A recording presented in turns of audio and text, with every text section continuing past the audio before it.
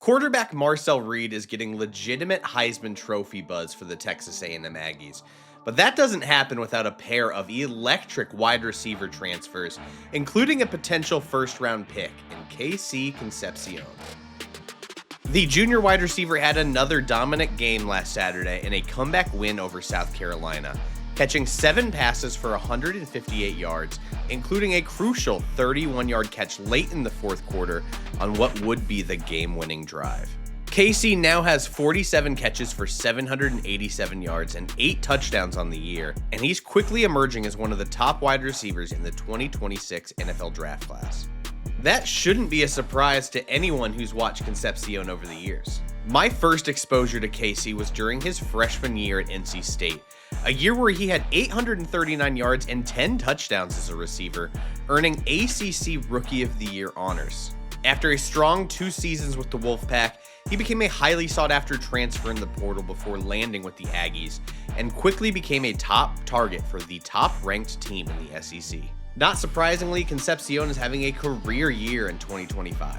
According to PFF, KC is tied for 23rd in the nation with a terrific 2.81 yards per route run. It's not like he's getting a ton of manufactured touches either, with his average depth of target being 12.8 yards downfield, while he's still top 20 in the country with 372 yards after the catch. At 5'11" and 190 pounds, Concepcion is one of these shifty and explosive route runners with enough juice to stretch the field vertically and solid body control in contested catch situations, giving him versatility as an outside threat as well as in the slot. While this is usually a pretty unique skill set, the one name that came to mind when watching Concepcion was a Super Bowl champion and 12-year NFL vet in Emmanuel Sanders. Sanders was another of these versatile wideouts with inside-out versatility who could make plays at all 3 levels of the passing game. He became a key part of those late career years for Peyton Manning in Denver, hosting 3 straight seasons with over 1,000 receiving yards for the Broncos, including the 2015 season during their Super Bowl run. Sanders never became a superstar, but he was a 2-time Pro Bowler and a legitimate contributor for multiple offenses over his 12-year career. That's the kind of role I can envision for Concepcion at the NFL level. So let's dive into his tape from that comeback win over South Carolina to give you a feel of the impact he can have on an offense in today's episode of Best Available. Thank you so much for watching today's episode. If you're not already, make sure you're subscribed on YouTube. Just click that little button below. Also follow us on socials at BestAvailableYT. And if you are a longtime supporter looking for another way to support the channel, consider becoming a member. That comes with the ability to suggest future videos and full access to my 2026 big board, which is constantly being updated. I believe at the time of recording this, we're at 72, 73 graded prospects, but you'll see all those notes being added in real time as I'm watching tape, and you'll see how those rankings are changing throughout the pre-draft process. But with that in mind, why don't we go ahead and dive into one of my favorite players in this draft class in KC Concepcion. One of the things that immediately stands out with KC Concepcion is this man is a very, very talented route runner, not only just with the physical gifts that he has, but the understandings of leverage. And one of his biggest plays of the game came early on exactly one of those plays of understanding how to attack leverage to maximize separation. I don't think KC is a true vertical burner as much as Emmanuel Sanders was, but there is so much else about his game that I like, and he can push the ball vertically by attacking leverage. So what you're going to see here as this corner plays off, we're going to see that Concepcion at the top of the screen is going to try and push outside to force this corner to flip his hips outside. And once he starts committing outside, we're going to jam back in and go deep. Really like how he runs this route as we roll this. So you're going to see he's pushing out, he's pushing out. This corner is drifting. You know, his hips or shoulders are turned slightly outside. And the second he does that, he breaks back in. It's going to force this defender to get turned late. And the reason you want to get him turned late, we've talked about this on the show multiple times. When you have to change your momentum, let's say his hips are square or slanted this way slightly, having to turn them this way to start catching up and go full speed, by that point, KC's already getting up to full speed, and then you're having to go from 0 to full speed. And that's all the little margins that matter for Concepcion, who, again, is not a true deep play speed burner, but by doing this, he generates just enough separation. He is stacked over this corner just enough to get over this deep ball. And then it's a honestly phenomenal throw from Marcel Reed to fit that just before the safety gets there. And I really appreciate the toughness from Concepcion to hold on to this ball. But as we roll it through again, just watch him attack that outside space, attack it. The corner is committing and shooting his hands as soon as he does that. Caught flat footed. Concepcion breaks back inside. Great deep ball tracking to haul that in. Let's go ahead and flip to the end zone angle. Reed steps up in the pocket, throws it deep. Concepcion tracks it the whole way. Again, you see the safety, number 31 right here. He is going to, lay a pretty tough shot on Concepcion, but great job understanding that hit's coming from the safety, hauling it in. Great concentration and tracking to make it, a huge play early in this game. One of the things I really appreciate about Texas A&M's offense, they are constantly finding ways to make things easier on Concepcion and Mario Craver, their two top wide receivers. Here we're going from a 2-by-2 look, two receivers on this side with Concepcion in the slot. He's motioning over and suddenly we got trips. So the secondary for South Carolina has to adjust to that. We've got a man tell because this corner follows Concepcion across the formation. No one else is really moving much, maybe changing their depth a little bit, but the rest of the secondary staying relatively the same. To me, what I'm seeing, if I'm seeing that pre-snap motion and the leverage that I'm seeing from these corners, the way this guy's hips are turned, likely seeing some kind of cover one look. So we got man coverage across the board, and then we've got the single high safety, and then likely a rush here or looking at the running back, and then a hole shot from here would be my guess, just pre-snap. So as we run this, we get that tell. Turns out, we're adding some extra rusher, and this guy's spying, so we have no hole shot. And all we're doing is stacking Concepcion behind this receiver who's going to push vertically and then just create some space on a little almost angle route from Concepcion, give him the ball with plenty of space, and he is off to the races behind my head.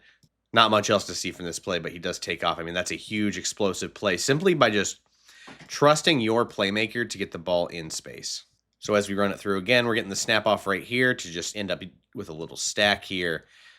Makes it hard for the corners to react. He's just too easy. A whole defender might make this a little bit harder of a throw in that throwing window, but Concepcion is just, it's a great play designed to get him in space because he is so elusive, understands how to set up blockers, and has enough speed to separate against, second-level defenders. Just a nice play all around and another big play from Concepcion. KC doesn't get the ball here, but I really wanted to see how he handled press, and to me, this is like an NFL caliber route he runs here. You're going to see him release outside and then separate on an out route, and it's just the way he does this with such snap movements. He dips under that press, uses his hand to kind of like wipe away the jam attempt. He forces his shoulder into that corner and then pushes out to maximize separation at the stem. Now, ball gets tipped. I'm not even sure if it is going his way, but the route he runs here is just so technically sound for a guy. Like, he can be a really advanced route runner on a lot of, intermediate routes as well, because he has such good footwork. He decelerates so quickly. He can play so low to the ground with his hips when he's getting in and out of his breaks. And he has that plan against press. Now, like at the NFL level, I'm still a little worried as a, quote unquote smaller receiver that, press can give him some issues, but he just has such a good plan from his release to his stem that allows him to, maximize any separation advantage that he can get. And at the NFL level, I know he's not like completely burning this corner at that stem, near the sticks as we roll this again, but I'll pause it, outside release, that stem right there, that is NFL open with an NFL quarterback. You can throw him open right around here, and it's a catch. It's an easy catch at the NFL level. This is the kind of route running you want from a receiver that's playing all over. I don't have a ton to show on this one, but this is just a sign of being a good teammate at wide receiver and not giving up on a play, and I'm sure Marcel Reed wants to thank him for this one. Dangerous throw from Reed right to a defender that's eyeballing him the whole way, right? He tips it. It gets up in the air. You see Concepcion right here. What does he do? He doesn't just stop and try and tackle the guy. He goes for that football. He attacks the football to prevent the interception. We'll roll it again. Zero's watching him the whole way. You just attack that football when it's up in the air and dangerous. I don't know if you noticed that too. Concepcion hits a little celly like he broke up the pass. I absolutely love that. It's not going to show up on the stat sheet or anything like that, But a wide receiver coach will teach you in like a dangerous situation where you're not gonna be able to make a play on the ball and a defender's about to intercept it, attack that football however you need to prevent the INT. That's a great heads up play from Concepcion. Currently, the biggest problem with Concepcion's game is drops. And it wasn't a big issue early in his career, but it's been a bit of a problem this season. I'm not always going to panic about drop rates, but an 11% drop rate's pretty dang high. And on a play like this, where it should be easy after a phenomenal route, I would want to see him haul this in, but we're going to see him here. There is some positives still to take away from this play because he absolutely cooks this corner in the red zone. Just with that release, that should be the easiest catch in the world for him. I'm not sure if he just tries to catch it funky. I really don't know how he drops this football. The route is perfect. Like, he could not be more open here. I don't know if he just jumps too early and that messes up his timing. Maybe his like quad hits the football. It's very odd to me, but I don't want to just completely hammer him. I mean, it sucks that they missed the touchdown on this, but the route is so beautiful. I mean, when I think of goal line separation like this, I think of Devontae Adams, and this is a much smaller receiver than Devontae. He's just so quick with his routes. Got to catch the football, man. Like, that drop rate this year is too high. And if we're comparing him to Emmanuel Sanders, who had, at least according to PFF, one career drop, like, you want more reliable hands than that. I'm not saying it's never going to happen. We talked about Devontae. Horrible drop issues early in his NFL career. And then eventually, he is what he is today, which is one of the most reliable receivers in football. I'm not too concerned about it. I am a little bit, and I thought it was worth noting, but I also just wanted to highlight how gorgeous that separation was near the goal line. Another one where Casey's not getting the ball, but I just had to show it because of how he can just snap off his route. So he's going into motion here. He's just going to run an in-breaking route against this corner, but I like he doesn't break on it until he is in the hip pocket of the corner to make him think he's pushing vertically. Just the ability he can snap off with ease, through contact too, I think is an important component of that. But I just wanted to show that route because a lot of these routes throughout the season, not just this game, where Concepcion can just cut on a dime like it's nobody's business and really maximize how much separation he's getting. This is something I'm starting to care about more and more in my wide receiver evaluations. And we talked about it in the Josh Allen video on Monday. And it's called I'm going to start calling them good teammate routes. And that's plays where you're not getting the ball, but you have a specific job to get a teammate open. And we're going to see Concepcion here. You see this really funky formation, right? 2 tight ends to the field plus 3 wide receivers. There's no one to the boundary. Like, it's a very funky formation, right? So it's putting a lot of pressure on the secondary and linebackers to make sure your coverage assignments are correct, especially on something so funky like this. But all we need from Concepcion, we want him to inside release and bring this corner's eyes and hips with him and try and hold this safety. You can't do this half-ass or you're going to get snuffed out and it's going to blow up this play.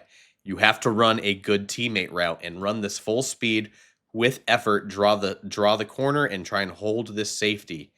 And I think, Concepcion does a great job of that right here. Pushes that inside, almost turns it into a pick play for this linebacker and then holds the eyes of this safety. And then suddenly up the seam, you have a wide open tight end for the touchdown. Does not happen without Concepcion's route. Like, that's the kind of stuff we're talking about at this kind of level of football. You have to be a good teammate in the passing game to get other guys open because it eventually will pay off for you. It's a phenomenal play. I think it's a double wheel by the tight ends. Yeah, it is a double wheel. 17's almost just trying to hold a defender and just widen this out to create that seam as well for 87. Just everything about how this play is drawn up is just gorgeous. I'm a huge fan of this play, especially from such a funky formation. But again, does not happen without just this good teammate route from Concepcion. Inside release, dig it out, try and get in the way of this linebacker right here, and then hold this safety. He does this to perfection for the touchdown. At the start of this video, we talked about that 31-yard catch on the not final drive, but game-winning drive. This is it right here by Concepcion late in the fourth quarter. He is going to motion inside and end up stacking over that receiver again. And what I appreciate about this route, he is just running vertically. He is running past these second-level defenders into the space in front of the safety. And if he is right here now, if he wants to get a successful route, he is going to cross across this formation, right? We've got a crosser over here. you have to make sure the safety doesn't bite early. And by doing that, you can't give away your route with your hips or your eyes. He is attacking that safety and not committing until he absolutely has to. He's not showing one way with his hips, eyes, shoulders, anything. Because you're going to notice as the safety reacts, he is still backpedaling because he's running straight at him. And then on this plant foot by Concepcion right here, this is when he commits. And by committing late, it forces the safety to react late back here. And then we have this throwing window. I think it's a nice shot by this corner not to, totally get fooled by the crosser, get back into his depth, but he still is a tick late, and it opens up this throwing window for Concepcion that he's able to take advantage of, get close to the end zone. Figure we could show the end zone angle of this as well. You can see Concepcion running up the seam right here. I also just wanted to show it because it's a hell of a throw by Reed. I know he's not perfect. I know he makes a lot of, critical errors at times and gets away with some of them.